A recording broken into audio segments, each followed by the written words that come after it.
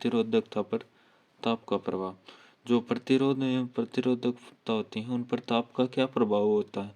यदि हम उनका ताप बढ़ाते हैं तो क्या होता है, ताप कम करते हैं तो क्या होता है, यदि ताप को एवरेज रखते हैं तो क्या होता है, ये सब वैल्यू देखेंगे। और जो इस पर क्वेश्चन पूछा जाता है वो बार बार पूछा गया क्वेश्चन है बोर्ड में।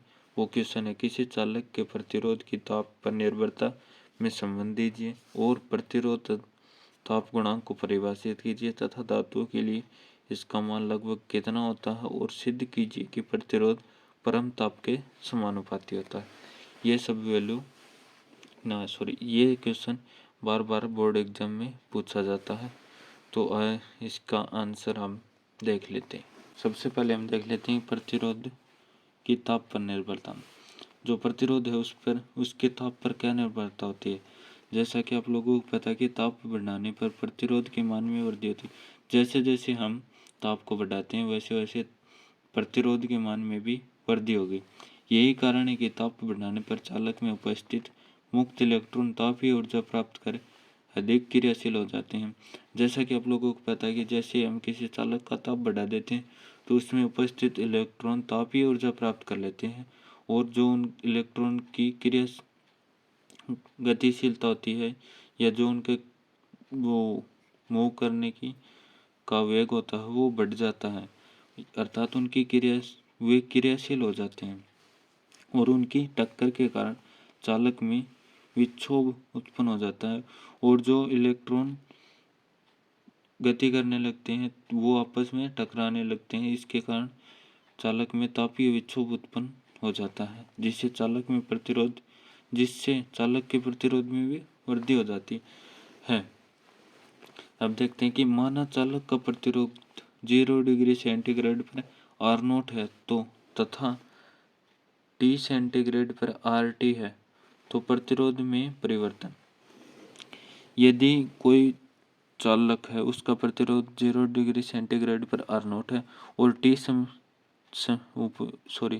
T सेंटीग्रेड पर ताप जो प्रतिरोध है वो है RT, तो प्रतिरोध में कितना परिवर्तन होता है वो हम देखते हैं। तो वो परिवर्तन होगा RT माइनस R0। जो प्रारंभिक प्रतिरोध R0 और ताप में वृद्धि T के समानुपाती होता। जैसा कि आप लोगों को पता है कि जो ये परिवर्तन है प्रतिरोध में ये प्रारंभिक ताप T और जो ताप में वृद्धि हुई है उसके समानुपाती होता है। तो इसको हम इक्वेशन में इस प्रकार लिखेंगे कि RT माइनस R0 समानुपाती R0, RT माइनस R0 समानुपाती T। इसको दे दिया हमने समीकरण नंबर 1 और 2। यदि हम समीकरण नंबर 1 और 2 को कंबाइन फॉर्म में लिखें तो कुछ इस प्रकार से लिखेंगे RT माइनस R0 समानुपाती R0 इंटू T। यदि हम ये समानुपाती का चिन्ह हटाते हैं तो हमारे पास जो एक नियतांक आएगा और उस नियतांक को बोलते हैं हम अल्फा। ये होता है प्रतिरोध ताप गुणांक। इसको प्रतिरोध ताप गुणांक बोलते हैं। हमें इसी की वैल्यू निकालनी, तो इसकी वैल्यू निकालते हैं हम। इसको दे दिया हमने समीकरण नंबर 3। इसकी वैल्यू निकालने के लिए इस दोनों वैल्यू को हम इस साइड ले आएंगे तो हमारे पास जो रिजल्ट आता है वो आता है alpha is equal to RT minus R0 upon R0 into T। ये होती है अल्फा जो प्रतिरोध ताप गुणांक होता है उसकी वैल्यू हमारे पास आ जाती है। अब नेक्स्ट देखते हैं हम प्रतिरोध ताप गुणांक। ये तो हमने देखा था प्रतिरोध की ताप पर निर्भरता। अब देखते हैं प्रतिरोध ताप गुणांक जो अल्फा होता है वो आखिरकार होता क्या है। अल्फा की डेफिनेशन, इस अल्फा की डेफिनेशन हम देख लेते हैं। किसी चालक का 0 डिग्री सेंटीग्रेड पर प्रतिरोध 1 ओम हो तो 1 डिग्री सेंटीग्रेड ताप में वृद्धि करने पर चालक के प्रतिरोध में परिवर्तन में जो वृद्धि होती है वह है चालक का प्रतिरोध ताप गुणांक कहलाता है। इसमें बेसिकली बताया किया गया है यदि 0 डिग्री सेंटीग्रेड पर किसी भी चालक का जो प्रतिरोध है वो यदि 1 ओम है तो हम यदि उस चालक का तापमान है वो 1 डिग्री सेंटीग्रेड बढ़ा देते हैं तो उस चालक के प्रतिरोध में कितनी वृद्धि होती है उसी वृद्धि को बोलते हैं हम चालक का प्रतिरोध ताप गुणांक। अब इसका डेरिवेशन देख लेते हैं हम। तो उसके लिए जो हमने ऊपर समीकरण नंबर 3 लिया था उसी को यूज करेंगे।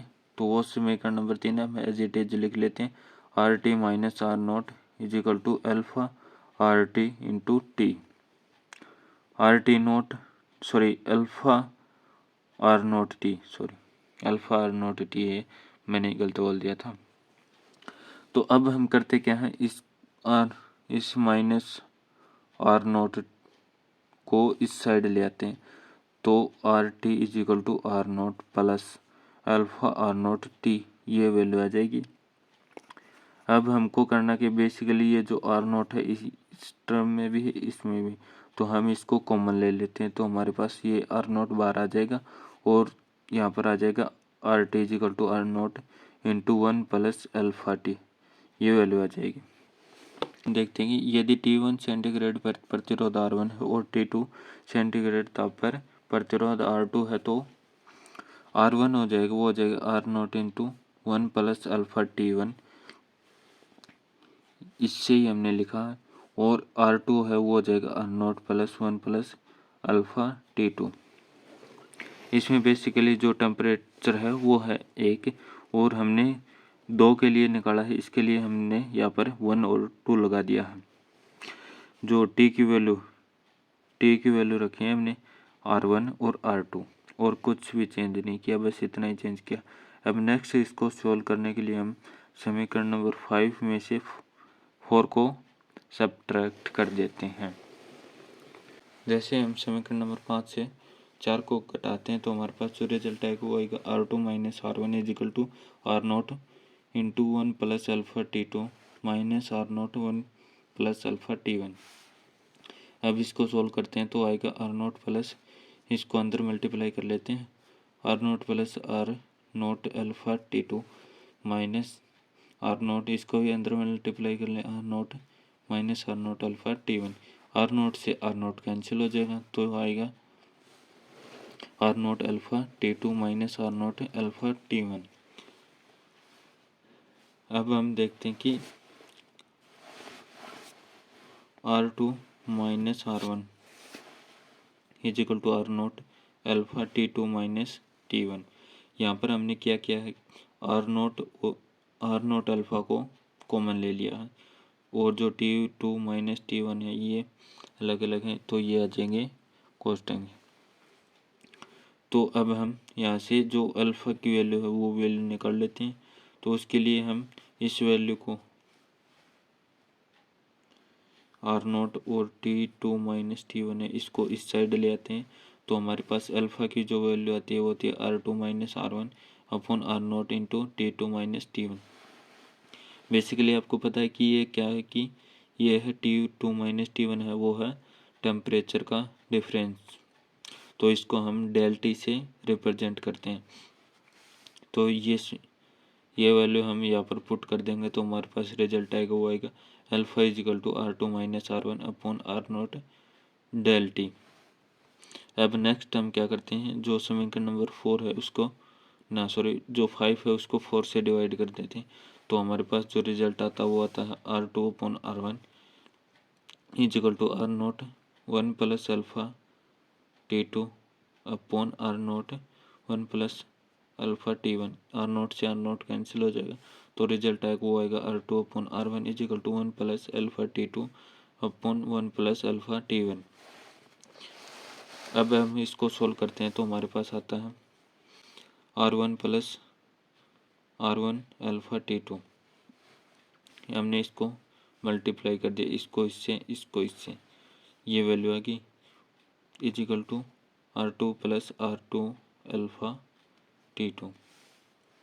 बेसिकली हमने इसको सोल्व किया है तो हमारे पास आ जाएगा R1 alpha T2 minus R2 alpha T1 is equal to R2 minus R1। अब हमको करना क्या है, जो हमको ये अल्फ़ा की वैल्यू है वो निकालने, इसके लिए हम जो ये इसके मल्टीप्लाई में इसको हम इस साइड भेज देंगे। तो जो अल्फ़ा की वैल्यू आएगी वो आएगी alpha is equal to R2 minus R1 ये वैल्यू, और जो ये वैल्यू ये इसके नीचे आ जाएगी R1 T2 minus R2 T1, ये होती है अल्फ़ा की वैल्यू। अब देखते हैं कि अल्फ़ा का मात्रक